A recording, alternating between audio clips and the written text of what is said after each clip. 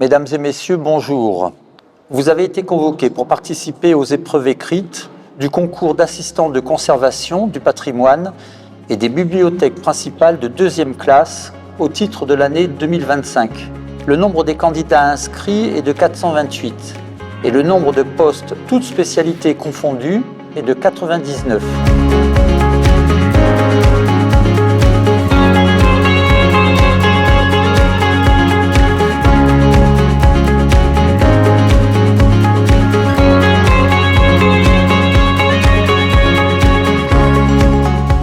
Alors les concours de la fonction publique territoriale, donc c'est une prérogative donc des centres de gestion. Le nombre de concours organisés par un CDG est assez variable. C'est-à-dire qu'on va avoir peut-être une année que 6, 8 opérations et une autre année on va en avoir 12, 13, 14. Cela dépend en fait du nombre de concours qui est ouvert.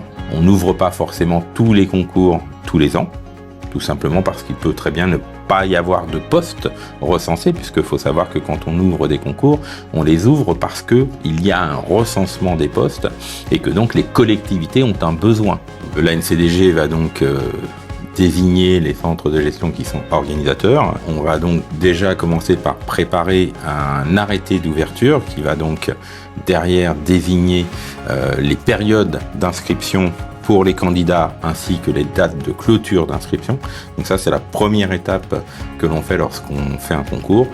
Et ensuite vont se décliner en fait toutes les opérations liées à ce type de concours et aux spécificités.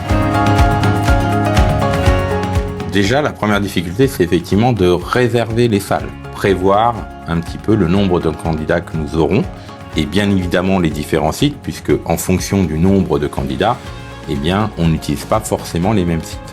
Ensuite, il y a tout le côté réglementaire, qui est d'ailleurs très complexe sur l'assistant de conservation du patrimoine. C'est-à-dire que quand un candidat s'inscrit, on doit contrôler la recevabilité de son inscription. Pour cela, on va lui demander des documents, des diplômes et éventuellement des formations.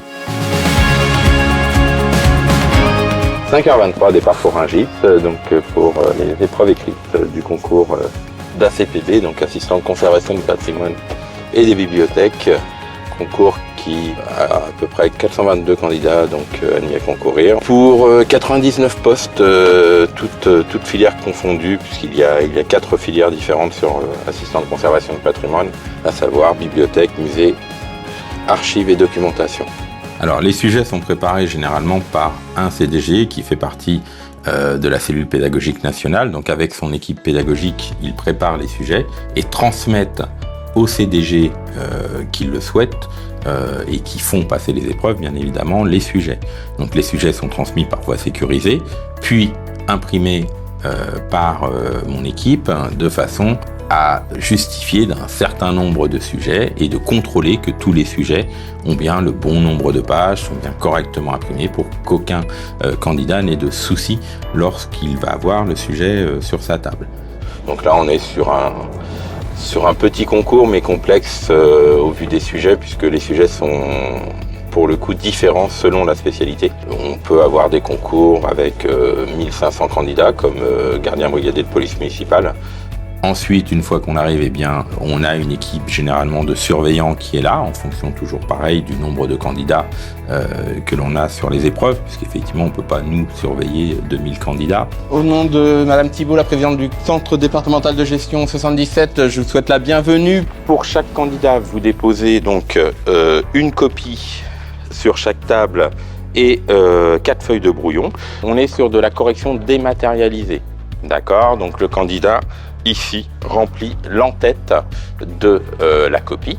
Une fois que les copies ont été donc rendues et récupérées, eh bien il va y avoir la procédure de scan donc des copies, puisque depuis maintenant 2 ans, on est passé à la correction dématérialisée des copies. Et donc effectivement, on va utiliser un logiciel pour à la fois scanner les copies des candidats et rendre anonyme la copie pour la mettre à disposition de correcteurs qui auront été sélectionnés bien en amont.